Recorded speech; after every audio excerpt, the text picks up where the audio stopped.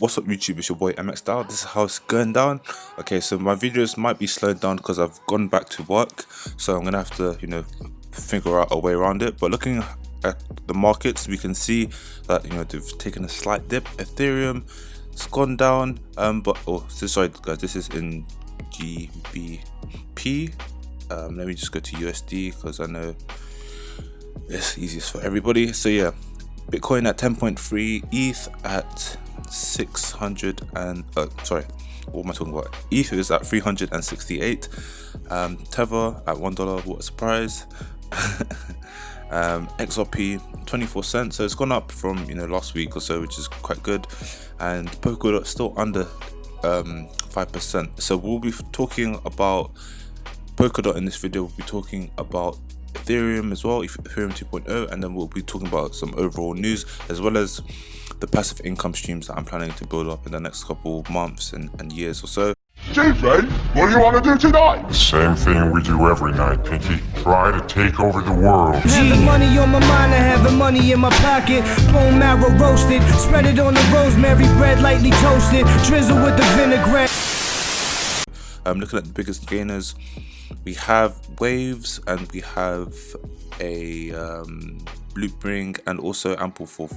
So Ampleforth is currently under $1, so this may retrace, but ultimately it would be a good time to enter, as this always rebases to $1, whether this price is above $1 or below $1, it always rebases to $1. So that would be like a 20% move roughly from the top of my head. And looking at the biggest losers, we have Thorchain, RSR, and also reserve rights. Other than that, not much moving there. Swipe as well, has seen a bit of a dump, but in the last hour, has seen 1.5% increase. Okay, so first of all, we'll be talking about Polkadot and why I'm so bullish on Polkadot. So essentially, guys, you guys know about DeFi, you guys know about all of the different dApps that are built on Ethereum. There's a plethora of them. I can't go over all of them, I'll save that for another video. But ultimately, guys, so Polkadot is like, I see Polkadot as Ethereum was in 2016, 2017. Like, Polkadot has the advantage of, in my opinion, doing what all of these different other platforms like Cardano and Cosmos are trying to do. Polkadot has already achieved that with their their parachains and the interoperability, and ultimately it's just a matter of time before these projects like become the next Ethereum type dApps. Ultimately these caps are very small. You have projects like Acropolis where you can get under collateralized loans. Sorry, still in GDP, so it's on a different tab. You can get under collateralized loans, which is just like I've tried to do. I don't think it's available yet, but imagine, like, at the moment with crypto.com, you're having to put down £700 worth of Bitcoin to get a £350 loan, whereas it can be the opposite. Like that's going to be a game changer, especially for people that are into DeFi. It's going to really change the dynamics of where people go. And ultimately, like, these projects are in their infancy. Look at these very small market caps. But yeah, I wanted to talk about Polkadot basically, and what they have planned. Ultimately, guys, I'm just going to quickly go over this, but yeah, Polkadot are planning to come up with a DEX. So I'll just quickly go over this article here. But ultimately, they are planning to integrate with Sora, which is on their network. Sora got like a Web3 grant, or Web3 Foundation grant, sorry. So that's very interesting to see. And if you guys don't know about Web3, I suggest you look it up. I just woke up, so bear with me. But essentially, just to be brief, Web 1 is like the very first infancy steps of the internet. Web 2 was social media and being able to interact with online websites and whatnot, with like forms and like pictures and uploading and shit like that. And then Web 3 ultimately is going to be AI driven, which it sort of currently is now, but it'll be sort of integrating VR as well as these different financial blockchain apps. That's what I personally think, but who knows. I suggest you guys look up what Web3 is. But yeah, ultimately, guys, we're at the precipice of the breakout of this Web3 foundation, and development, I guess is the right word to use.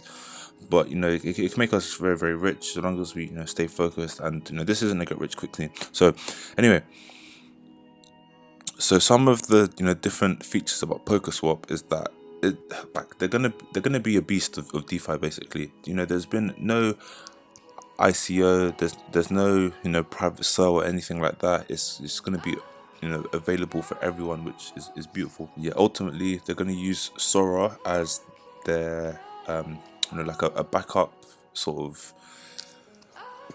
backup layer and a token in order to make transactions on their decks, and yeah, you'll be able to swap between different blockchains, and yes, it'll be very, very, very, very good for Polkadot and its ecosystem. But yeah, just to have a look at the article here.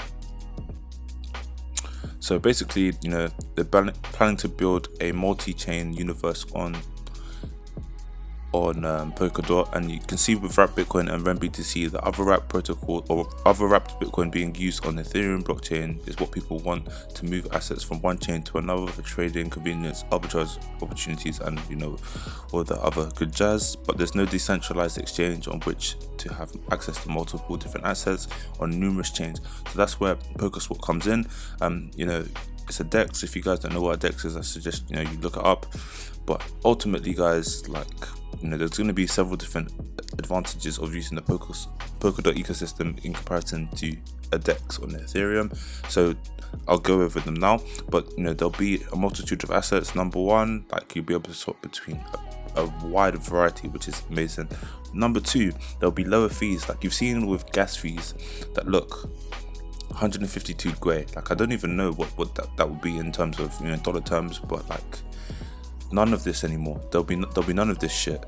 I'm sure the gas fees will be so minimal. I'm hoping it'll be something like Tron's fees, but who knows. The gas fees will be lower because they'll be using the Sora blockchain, and this has a core infrastructure which uses Hyperledger Aura v2, and that's more scalable than Ethereum and doesn't use expensive mining for consensus, which is very, very interesting, and gives us more options as traders and investors.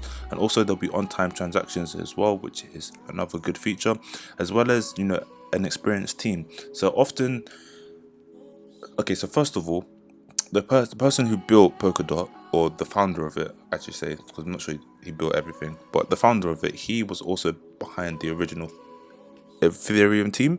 So similar with Cardano, Charles Hoskinson, he was also in the original Ethereum team, but then these two people left and they decided to build their own exchange, or not their own exchange, their own blockchain. And ultimately he has so much experience that he's learned from building Ethereum that he's then transferred over to Polkadot. And that's what you want to see, because often with engineers and developers, they have the right ideas, but they'll build a blockchain in the wrong way. So with the experience that Gavin Woods has, he can he's done it in a very, very smart way. He's enabled the Polkadot ecosystem to be interoperable and not have as much congestion as Ethereum does, because ultimately with Ethereum it's one layer of transactions, but with Polkadot it's 3 or 4. So I suggest you guys look at the white paper. Very, very interesting. As well as being decentralized and whatnot, there'll also be a PSwap token. So I'm sure this will have some form of intrinsic value, but in terms of the features, it's going to have a 0.3 trading fee per transaction, so similar to Uniswap, and then trading fees will be used to buy back and burn the PSwap token, so it'll be a deflationary model. And then the new PSwap tokens are minted to reward the liquidity pools. So yeah, there'll be DeFi on this PokerSwap token, and this is planning to come out in the next couple of months or so, similar to Eth 2.0, which we'll get into later on in the video. But basically there'll be rewards to liquidity providers starting at 100% of all burned trading fees, and gradually going down to a flatline 35% of daily burned tokens after 5 years. So yeah, it's a very, very interesting feature to see.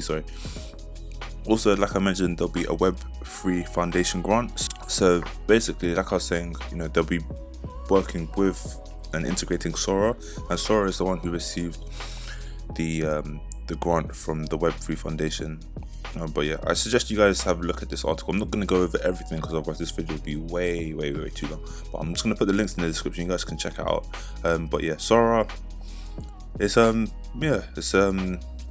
be very good, because ultimately, if you guys know how Polkadot works, then you'll see how like everything integrates. But I'm not going to go over everything. Okay guys, next we'll be going over Ethereum 2.0 and when it's expected to happen. So a developer who's working on Ethereum 2.0 is saying that it could be as early as November, which I doubt, to be honest. That's like a month and a half away. With the testnet, they did sort of have some setbacks, and there still is quite a lot to do, but you'll see when we go over this article. So basically, they're saying Eth 2.0 is ready for November, but this is like in the best case scenario. But yeah, there's a couple of things that need to be done. So long story short, the developers saying that the infrastructure builder Prismatic Lab said that it should have various security checks and user polishes to take place, and November is looking like a good launch from their perspective. But this is in like the most bullish scenario. The current Ethereum network supports around 14 transactions per second, but it's fit to burst. Network utilization is around 97%, and the average cost of Ethereum transaction is still on a record streak. As you've seen, like just a couple weeks ago, it was costing like anything from 450 Gwei to send a transaction, which is several hundreds of dollars. So basically, they're just saying that like DeFi is searching Ethereum more than it can handle. And to be honest, I'm not even sure if it was built for this purpose, or maybe it was, but like the current Ethereum network can't handle all the usage that is being brought about because of DeFi on Ethereum. I'm hoping that people do sort of wake up and start to use other networks like Polkadot and Tron, but ultimately I guess people feel more comfortable with Ethereum. I don't know, but so yeah, Ethereum 2.0 will solve all of these problems. Vitalik is saying that the new version of the blockchain will eventually increase transaction speeds from 14 per second to 100,000 per second, which would be amazing, to be honest. It also moves the blockchain from energy intensive proof of work to a proof of stake one. So we've seen that I think Visa, they can handle, I think, is it 24,000 transactions in a second. So this would actually be faster than Visa, which would be uber bullish for the whole cryptocurrency space. And yeah, these fees would hopefully be negligible going forward, but who knows, because at the moment these miners, man, they're raking it in. But yeah, Ethereum 2.0 has been in the works for years, and there's been delay after delay, but the timeline is set for November, which is very ambitious. So who knows, it may even be as late as early 2021, maybe even like March 2021. So I'm not gonna say it's definitely gonna happen in November, but we'll have to wait and see. So yeah, what is left to do? Basically, they need to do an audit. They need to do a second security audit. They've already had one already. Then they need to implement two Eth 2.0 APIs into standard, into Prism for client interoperability, as well as wrapping up voluntary exits in Prism. And then they need to do a comprehensive web user interface for Prism as well. And then they need to do some fuzz testing, resolving important bugs before they go into the mainnet. Moving on from that, they need to do slasher improvements, which, to be honest, I don't know what that is. I would have to research that, to be honest, but it sounds like quite technical. Besides that, they'd have to do some slashing protection formatting for transporting keys between Eth 2.0 clients, and then they need to do a weak subjectivity sync. So if you guys know what that means, you're smarter than I am and you're more knowledgeable than I am, but yeah, I don't know much of that technical stuff. But yeah, it sounds like a lot, to be honest, to do all of this in like a month and a half. I mean, the audit, they don't have to do much, but like, all of these other features is quite a lot. So looking at the Eth chart, we can see some nice price action. yeah, you can see on the TSI we are about to flick bullish again. We barely went into the bearish control zone, but we did have, you know, a retracement from our bullish price action. But this, I believe, was because of the sushi swap scandal or whatever, where the owner sold like all of his tokens. So ultimately, guys, in the last few days, you know, Ethereum has broken out of this symmetrical triangle, and we did go above the 20-day and 10-day EMA, but then we had like a nice bit of pullback, which is healthy to see. To be honest, you don't want to see Ethereum overextended, because otherwise stuff like this can happen. But yeah, now I'd expect us to keep on sort of charging upwards. Looking at the 4-hourly chart, so looking at the 4-hourly chart is looking very, very healthy. You know, according to the VPVR, we've had most of our trading range or trading at $350, and you know, we flipped that as support now, in my personal opinion, which is very, very, you know, it's a very, very good sign. And ultimately, you know, like I said, gonna go sideways and then hopefully continues to go upwards. But yeah, hopefully there's no more exit scams on the Ethereum network, because that is not good for the price at all. Looking at Polkadot, so looking at Polkadot on the 4-hourly against Tether, you can see here, ultimately, you know, we're starting to flick bullish again, as indicated on the TSI, and also, you know, with the price action, we're above the 10-day EMA as well as the 20-day EMA, and you know, currently holding the 10-day as support right now, which is nice to see. You know, we've had most of our trading volume either at the $6.29 mark or the $4.71 mark.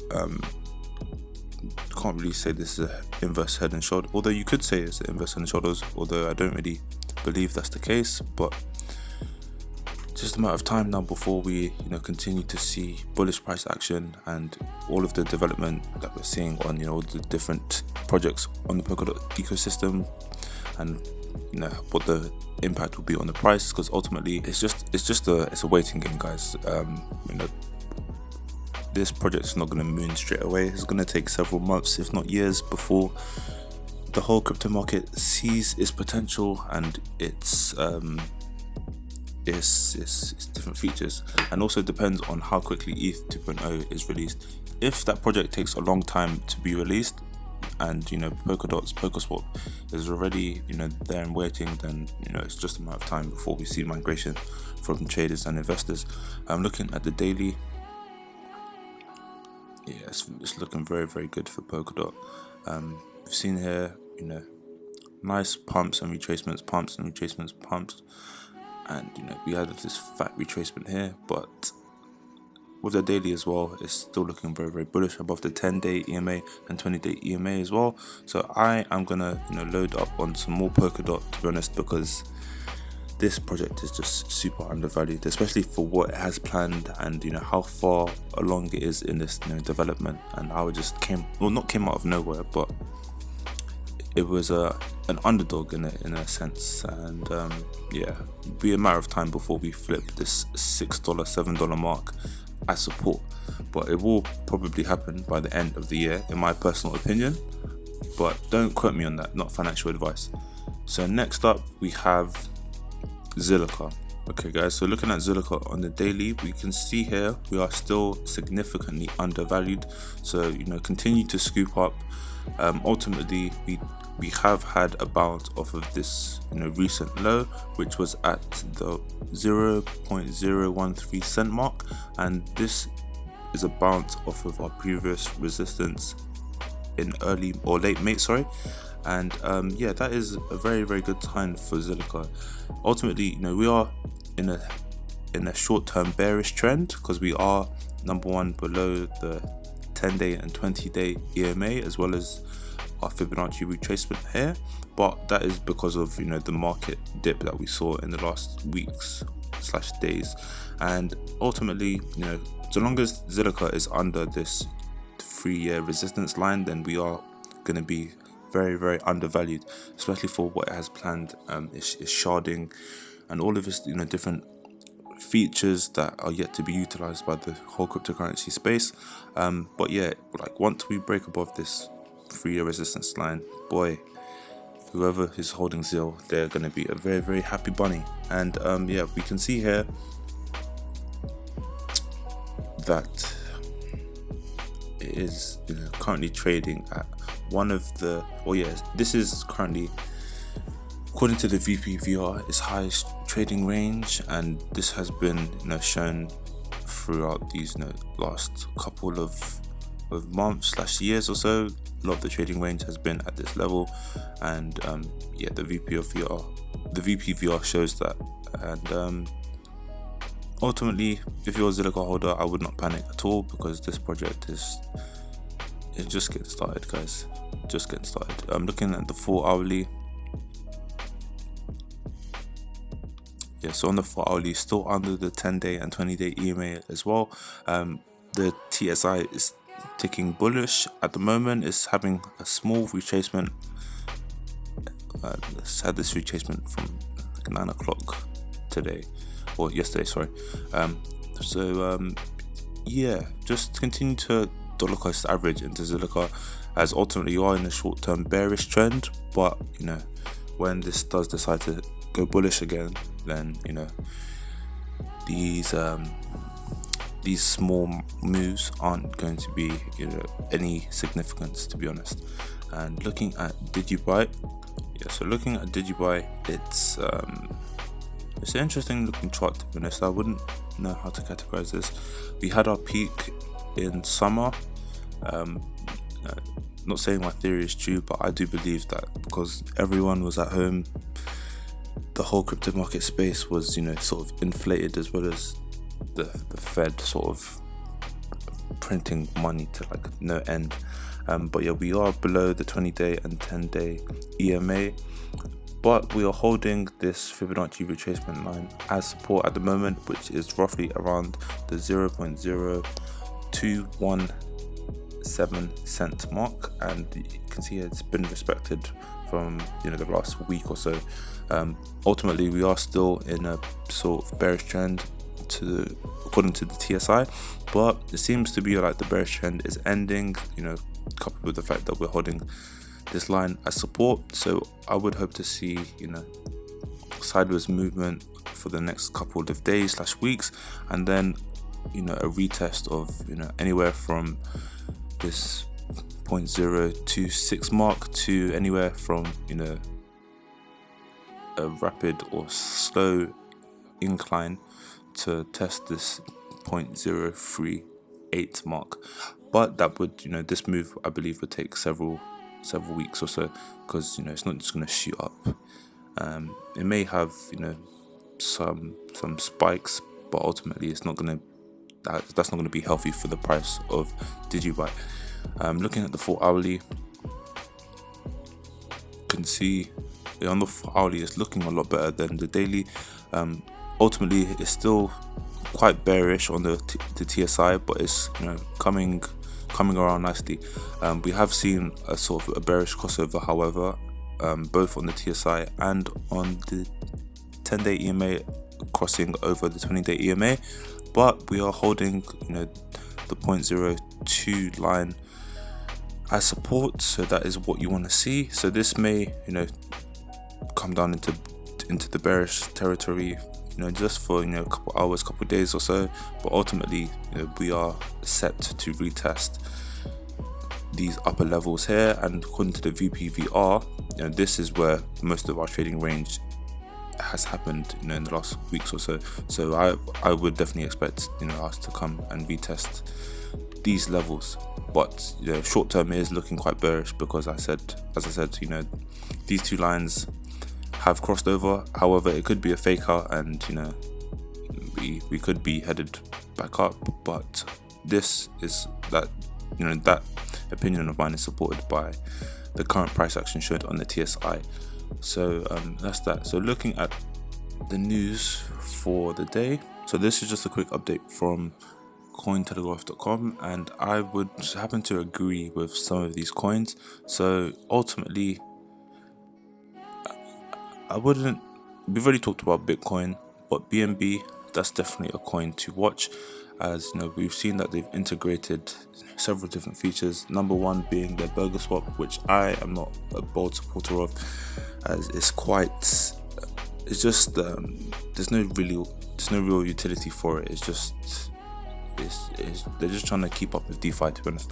But the good aspect of BNB is that they do have token burns every quarter. So I can't remember the exact figure, but they burn a set percentage of BNB every quarter. So they buy it back and then they burn it. And this bullish action that we've seen here, this was caused by the burger swap / BNB staking DeFi thing that they have going on. But yeah, Binance, CZ, they're always at the edge of innovation, and they're always trying to stay up with the latest trends and whatnot. So with the fact that, look, just to reiterate my point, 5th of September around 5 o'clock, this coin was around $17, so it's nearly done a 2x in a week or so. Pretty much done a 2x in a week or so, and this will continue to happen. The BNB coin will continue to get rarer and rarer as time goes on. So it is quite a good utility token to have, as well as the fact that if you stake the BNB token, that it gives you less fees when you're using Binance. And I wouldn't really concern myself much with the DeFi features of Binance, as they are just copying trends and whatnot. But in terms of token price appreciation and utility, the BNB token is definitely one to look out for. And just looking at the technicals, you can see here, it has broken out. Hopefully we'd like to see this level held as support, so this $29 mark. Ultimately, I do believe it may retrace a little bit more, but if it stabilizes at around $27, that would be good. I just hope there isn't a bearish crossover between the 10-day EMA and the 20-day EMA, as that would indicate a reversal in the price action. But yeah, this token price is quite reliable, quite consistent. It doesn't really fluctuate too much unless there's a big move in the cryptocurrency space, like in March or whatnot. It tends to hold its value and slowly goes up. So just looking at the daily,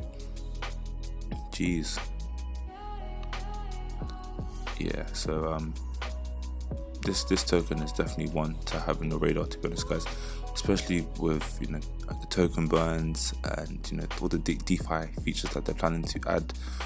You can see it's just been a slow and steady increase year on year for this token. It started off at 62 cents in 2017. It's now worth $29. It had this all-time high in June 2019 at $42. In the next couple years or so, I do expect this to do quite well, surpassing its all-time highs. And that's that. Basically, Tether have moved over from Bitfinex to Binance. They moved $1 million of liquidity, but it's unsure whether they sort of used user deposits or whether they used their own capital or not. But yeah, don't know really why they moved the funds. You guys can have a look at the article. I'll put the link in the description.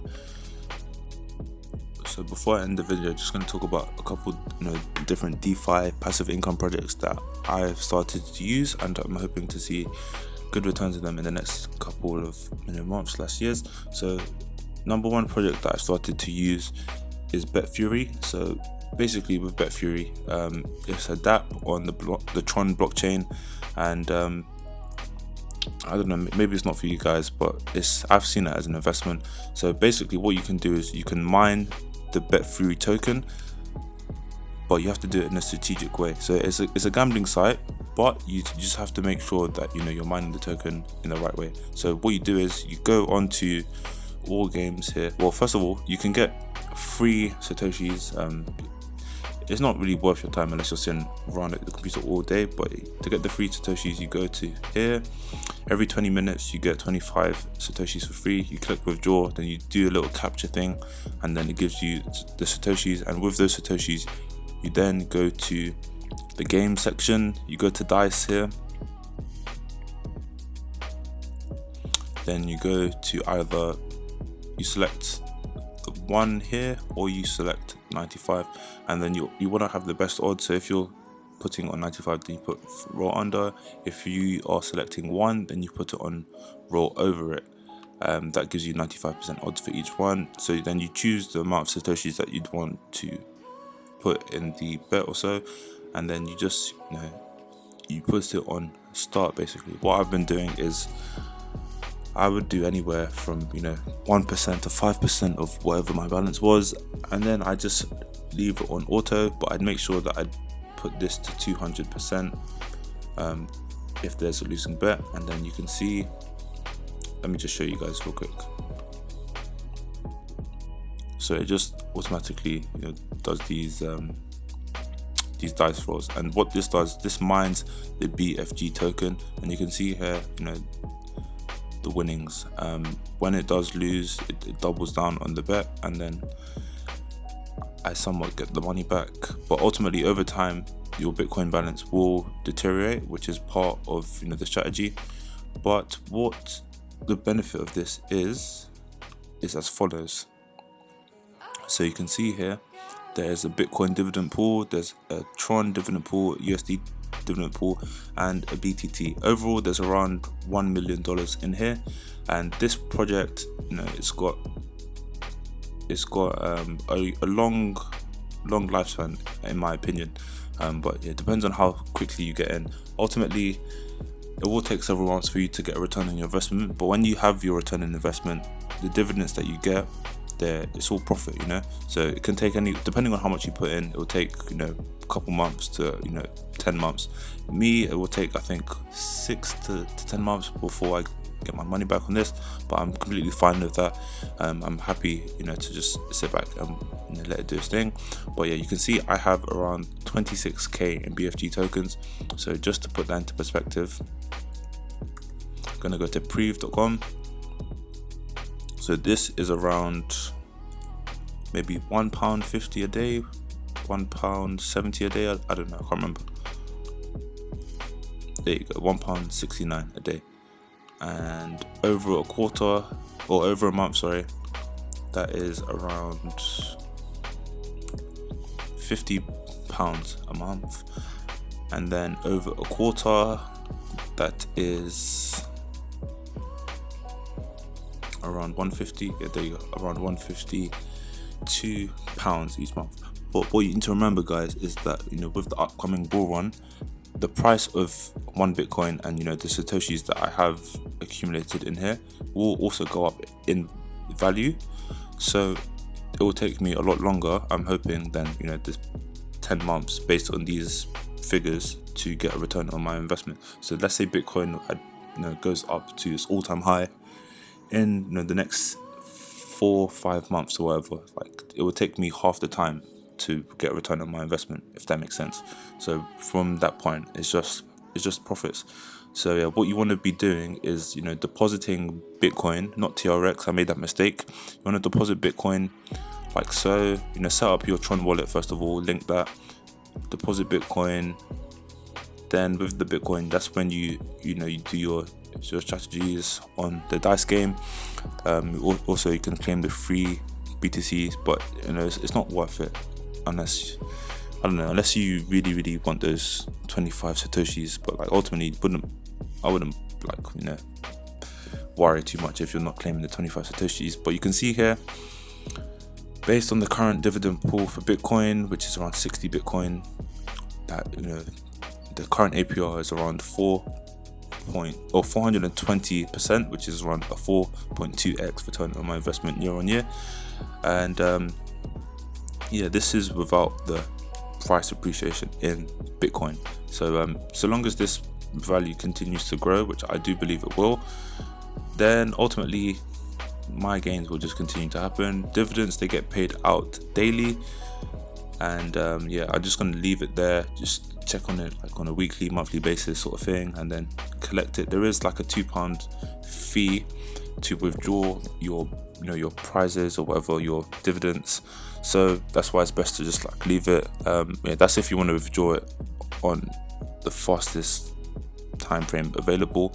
If you just want to do a slower withdrawal over 24 hours, then it's around 20 cent.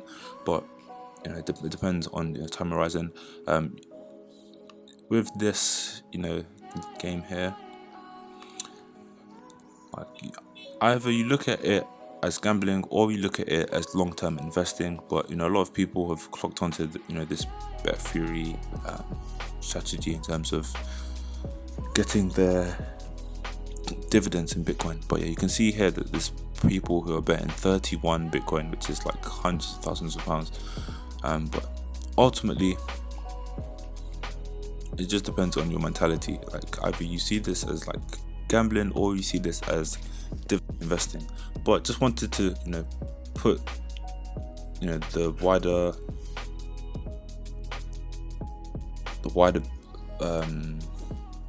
ultimately just look at this. Yeah, so I have around a quarter of these 100k BFG tokens, and you know, if I was to have 100k in BFG, this would net me around £6 a day, £6.30 a day, which would be this much a month, £190 a month, pretty much. And on a quarterly basis, that would be around £567 pounds a month. So it depends on how much you're willing to spend. Ultimately, I haven't put all of my Bitcoin in here. In fact, I took a loan against my Bitcoin to also keep the value of my Bitcoin, and then with that loan, I converted that to Bitcoin, and then I took a loan against my Bitcoin, got that in USDT, then converted that to Bitcoin, and then I sent that here. So I still have my initial Bitcoin. I just have a loan against that Bitcoin, which I will pay back over time, but it's 12% a year APR, so it's like 15 cents a day. So this pays that back and then some, you know. It's just a matter of time, whether it's months, years, or not years, but months before I get my money back. So yeah, that's been the video, guys. I know it's been kind of long, but I hope you find value in that. I'm going to leave the links in the description. This very, very powerful tool as well. Before I go, another website I've been using is Ethereum Capital. With Ethereum Capital, it's basically a dividends pool, and it's like lifetime dividends in Ethereum. So you buy these Ethereum Capital tokens. There's different UIs for this, and you can see someone just received $24, or they spent $24. But with every time that someone deposits and withdraws, 10% is, you know, it's taken away from their funds. So like when you deposit, straight away you lose 20%. So you know, that's why it's incentivized for you to save and accumulate income.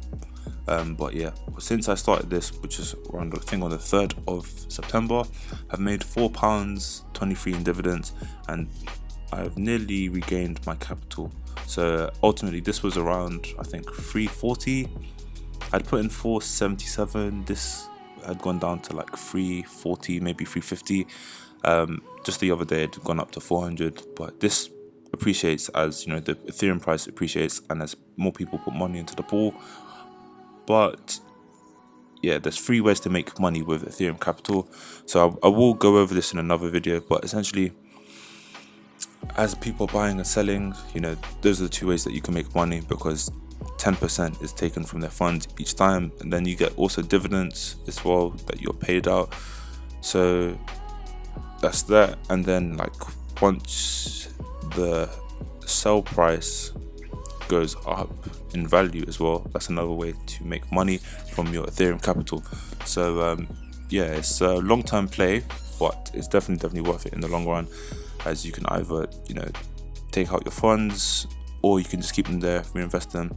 But you have the option here to withdraw the funds or reinvest it. It's completely up to you. But ultimately, I would watch out with reinvesting, as the Ethereum gas fees at the moment are very, very high, and you know, it might be like not worth reinvesting if you have to pay like half of the dividends in gas fees. So yeah, that's been the video, guys. Hope you've enjoyed it. Make sure you hit the like button, smash the subscribe button if you're new, and see you soon. Bye.